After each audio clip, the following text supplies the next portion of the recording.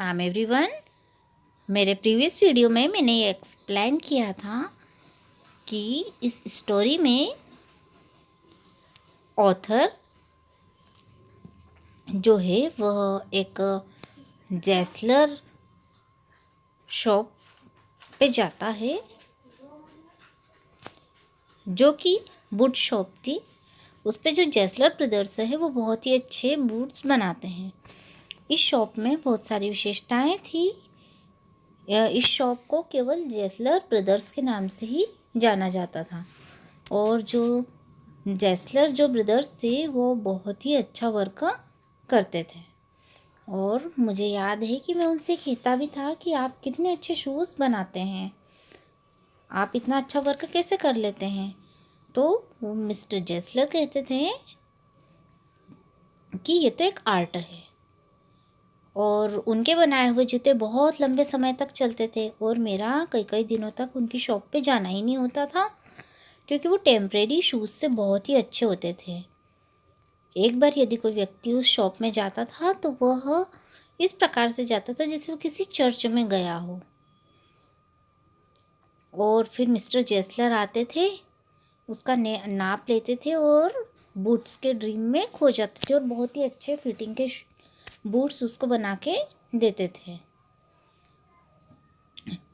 और वो उनकी फिटिंग भी बहुत ही अच्छी होती थी। और एक बार जो ऑथर है वो उनके यहाँ पे बूट बनवाने के लिए गए तो जो बूट शॉप थी उनको वुडन की चेयर पे बिठाया था और जो मिस्टर जेस्लर थे वो गोल्ड ब्राउन लेदर लेके आए थे और उन्होंने कहा था कि बहुत ब्यूटीफुल पीस है।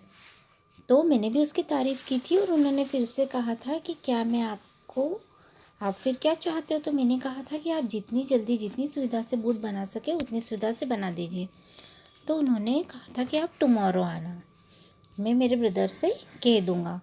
तो फिर मैंने कहा था मैं धीरे से कि थैंक यू यहाँ तक। और फिर जो ऑथर है उन्होंने अपने बूट्स वहाँ बनने के लिए दे दिए थे। यहाँ तक हमने स्टोरी पढ़ ली थी। Today we are going to continue this story. I cannot forget that day on which I had occasion to say to him, Mr. Jessler, that last pair of boots creaked, you know. मुझे याद है कि ऐसा भी एक दिन आ गया जब ऐसा मौका आया जो कि मैंने कहा कि मिस्टर जेस्लर आपके बनाए हुए बूट्स में कुछ प्रॉब्लम आ गई, आप जानते हैं। He looked at me for a time without replying, as if expecting me to withdraw or qualify the statement. Then said, "It shouldn't have grigged."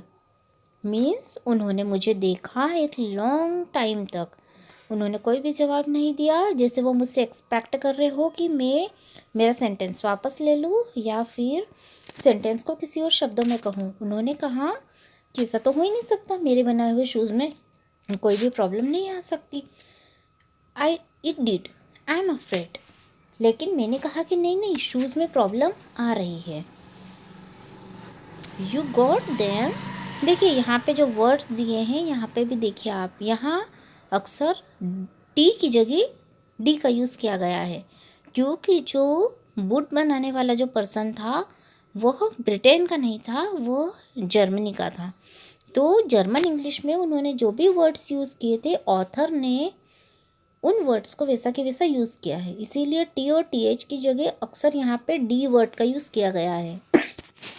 Same, you got them wet before they found themselves, means आपने उन जूतों को गीला कर लिया होगा। I don't think so, means author ने कहा मुझे तो याद नहीं है। At that he lowered his eyes as if hunting for memory of those boots and I felt sorry I had mentioned this grave thing. उस समय उन्होंने अपनी आंखें नीचे की और वह याद करने लगे उन बूट्स को और मुझे भी ऐसा लगा, मुझे भी बहुत दुख हुआ कि मैंने शायद कोई गलत बात कह दी है। Send them back he said, I will look at them. उन्होंने कहा कि आप उन जूतों को वापस भेज देना, मैं उन्हें देख लूँगा। Some boots he continued slowly, वो फिर बोलते ही जा रहे थे, are bad from birth, if I can do nothing with them I take them off your bill. Means वो जूते जब से बने होंगे तब से ही वैसे होंगे, यदि मैं उन जूतों में कुछ नहीं कर पाया तो मैं आपके रुपए वापस कर दूंगा। Once only I went absent minded into his shop in a pair of boots bought in an emergency at some large firm। Means एक बार ऑथर को कुछ इमरजेंसी थी तो उन्होंने एक बड़ी फर्म से बूट्स खरीद लिए और उन्हीं बूट्स में वो absent mindedly मिस्टर जेस्लर की शॉप में गए। He took my order without showing me any leather and I could feel his eyes penetrating the inferior covering of my boot. At last, he said, "Those are not my boots." Means उन्होंने, वो जो mister जेस्लर थे, उन्होंने order लिया, मुझे कोई सा भी लेदर का टुकड़ा बताए बिना मुझसे ऑर्डर लिया, और मैंने भी फील किया कि उनकी जो आंखें थी वो मेरे बूट्स के जो अंदर का जो कवरिंग है उस पे उन्होंने फोकस करी, और लास्टली उन्होंने कहा कि ये तो मेरे बनाए गए बूट्स नहीं है। The tone was not of anger nor of sorrow not even of contempt, but there was in it something quite that froze the blood. Means उनकी बोलने की टोन थी, उसमें न गुस्सा था और न ही दुख था, लेकिन उसमें कुछ ऐसा था जो कि खून को जमा देता। He put his hand down and pressed a finger on the place where the left boot was not quite comfortable। उन्होंने अपने हाथ को नीचे किया और अपनी फिंगर से उस स्थान को प्लेस किया जहाँ पे जो लेफ्ट बूट है वह अच्छे से कंफर्टेबल नहीं था। It hurts you there, he said, वह बोले कि ये तो आपको यहाँ पे चुभता होगा। Those big firms have no self respect, means बड़े बड़े फर्म्स का कोई सेल्फ रिस्पेक्ट नहीं होता है। And then as if something had given away within him, spoke long and bitterly। और तब कुछ ऐसा हुआ कि वह बहुत लंबा बोलते रहे और बहुत कड़वा बोलते रहे। It was the only time I ever heard him। ये पहली बार था जब मैंने उन्हें बोलते हुए सुना। Discuss the conditions and hardships of his trade।